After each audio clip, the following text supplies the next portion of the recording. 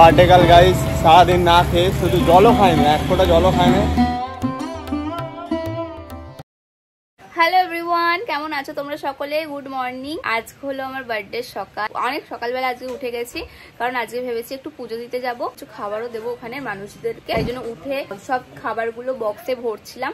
Just Sourav এখন এইমাত্র এলো, ওই জন্য আমি ঘরে চলে এলাম। রেডি হতে একটু টাইম লাগে, ওই জন্য আমাকে বললো যে যা তুই রেডি হয়ে নে, আমরা করছি। আজকের ভিডিওটা এখান থেকে স্টার্ট করলাম। ওখানে গিয়ে কি কি করবো সবকিছুটা তোমাদের সাথে শেয়ার করবো, তো ভিডিওটা এন্ড অব্দি দেখতে থাকো। তার জন্য থ্যাংক ইউ সো মাচ যারা যারা হ্যাপি বার্থডে কমেন্ট করছে, সকলকে থ্যাংক ইউ সো মাচ এত ভালোবাসার জন্য, এত এত এত ভালোবাসা দেওয়ার জন্য। তাকাতে পারছি না কেন জানি না, হুট করে লাইটে চলে এসেছি না, এতক্ষণ ওইখানটা বসে করছিলাম, ওইখানটা অন্ধকার অন্ধকার মতন ছিল, হুট করে লাইটটা পড়ছে, তাকাতে পারছি না চোখে।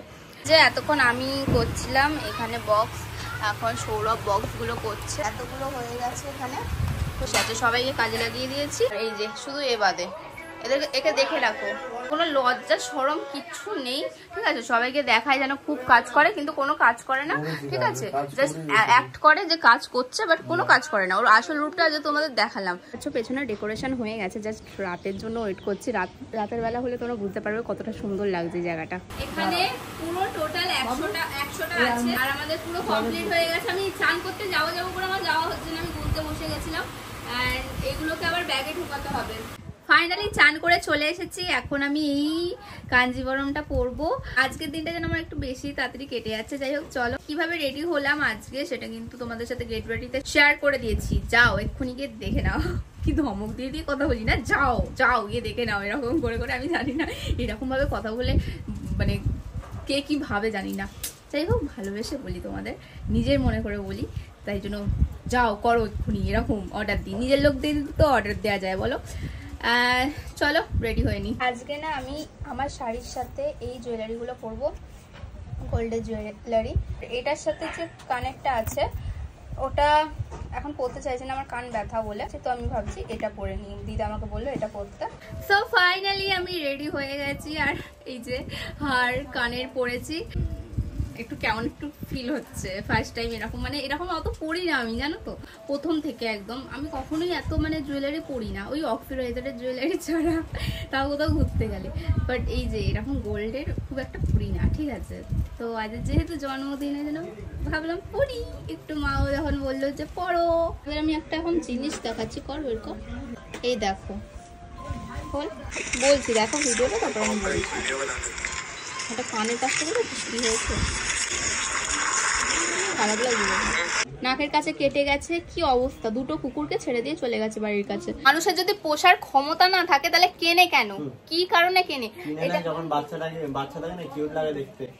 ওইসব ন্যাকামো করার জন্য কেউ কিনো না, ঠিক আছে? আমার ভিডিও যারা দেখছো, যদি মনে হয় না ভিডিও বানাবো, একটু ছবি তুলবো, একটু দেখাবো ডগ লাভার, আমার বিশাল মাথা গরম হচ্ছে এটা দেখার পর। আর এখানে যদি থাকতো আমি আমার বাড়িতে নিয়ে চলে আসতাম। এটা হচ্ছে সেই মুম্বাইতে, ওখান থেকে আনা পসিবল না।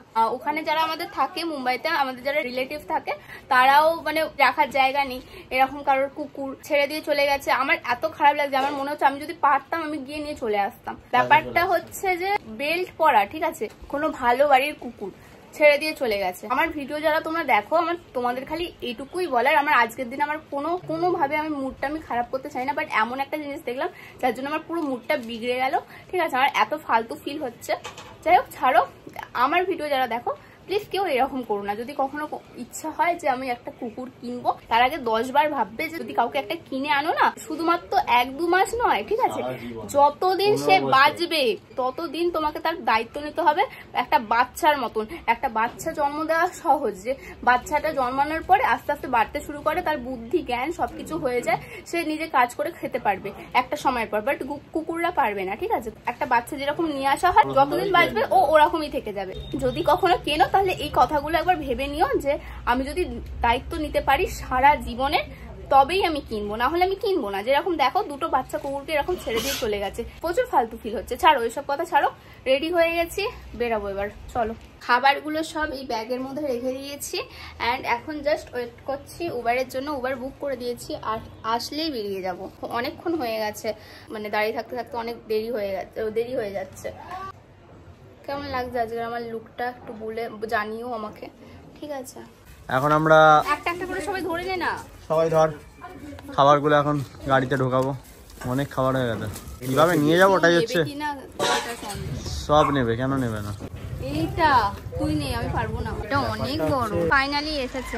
কতক্ষণ ধরে দাঁড়িয়ে আছি রাস্তায় বেরিয়ে, দেখি খুলতে হবে।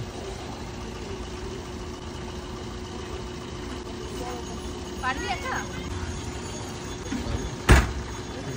তো গাইস আমরা গাড়িতে উঠে গেছি। এখানে মা আর ওইদিকে সৌরভ দা আছে, সামনে সৌরভ বসেছে। আমার এত খিদে পাচ্ছে না, গা গোলাচ্ছে খিদেতে বিশাল।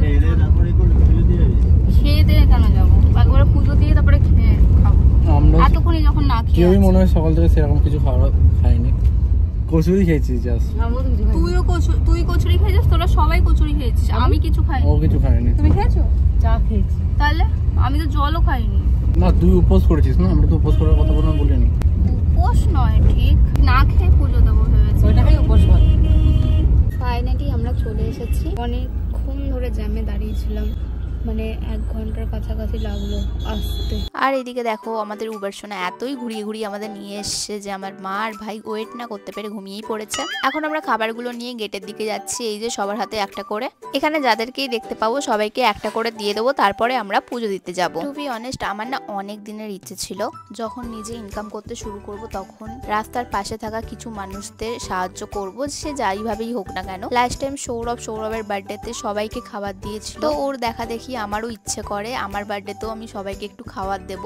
আর সকাল থেকে উঠে কিন্তু আমরা সকলে মিলে, মানে ঘরের সবাই মিলে খাবারগুলো তৈরি করছিলাম। আর আমি খুবই থ্যাঙ্কফুল তোমাদের কাছে, তোমরা আমাকে ভালোবাসো বলে, তোমরা আমার ভিডিও দেখো বলে আমি সেই জন্য ইনকাম করতে পারি, আর সেই ইনকামের টাকায় কিন্তু আমি কিছু মানুষের সাহায্যও করতে পারছি। আমার যতটুকু ক্ষমতা আমি সেই অনুযায়ী কিন্তু সবাইকে একটুখানি খুশি করার চেষ্টা করছিলাম। আর সত্যি কথা বলতে আমি বিশাল ভয় পাচ্ছিলাম, এবছর অনেকগুলো আমি খাবারের প্যাকেট করেছিলাম। সত্যি কথা বলতে আমি বিশাল ভয় পাচ্ছিলাম, আমি অনেকগুলো খাবারের প্যাকেট করেছিলাম, সবাই সেগুলো নেবে কিনা সেটা ভেবেই আমার ভয় লাগছিল। আমি টোটাল 100টা প্যাকেট করবো ভেবেছিলাম, বাট 100টার বেশি হয়ে গেছিল। আর ভগবানের আশীর্বাদে সব খাবারগুলোই কিন্তু সকলে নিয়ে নেয়। দেখতেই পেয়েছিলে প্রথমে যে অনেকগুলো ব্যাগ করেছিলাম, আর শুধু আমি না, আমার ভাই, মা, সৌরভ সকলে মিলেই সবাইকে প্যাকেটগুলো দিয়ে দেয়। আর ভিতর দিকে একজন অসুস্থ দিদা ছিল, যে উঠে আসতে পারছিল না, তাই তাকে গিয়েও আমরা দিয়ে আসি। এন্ড ফাইনালি আমাদের সব প্যাকেটগুলো শেষ হয়ে যায়।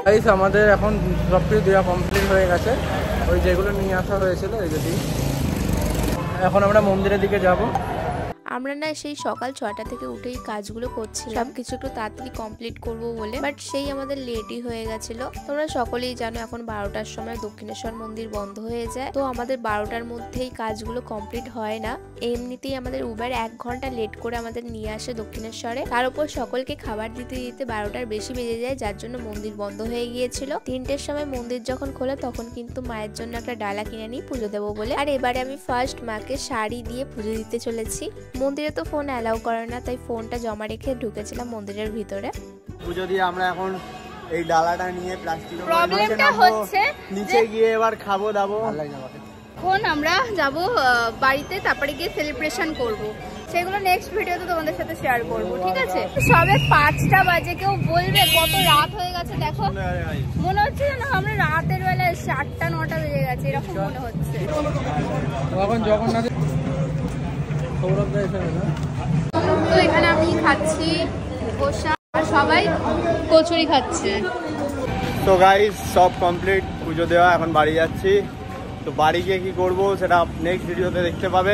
আর বার্থডে গার্ল গাইস সারাদিন না খেয়ে, শুধু জলও খায়নি, 1 ফোঁটা জলও খায়নি, না খেয়ে উপোস করে পুজো দিল। এসে পুজো দিয়ে এখন এই সবে ধোসা খেয়ে বেরোচ্ছে। আমি আর বাড়ি গিয়ে ভাত খাইয়ে দেবো, কারণ একটুতে ধোসাতে তো হবে না, না একটু ধোসাতে হয় পেট ভরে। হ্যাঁ, জল খেয়ে নিয়েছে অনেকটা, ঠিক আছে, সে বাড়ি করে পেট ভরে গেছে। চলো দেখা হচ্ছে নেক্সট ভিডিওতে। টাটা।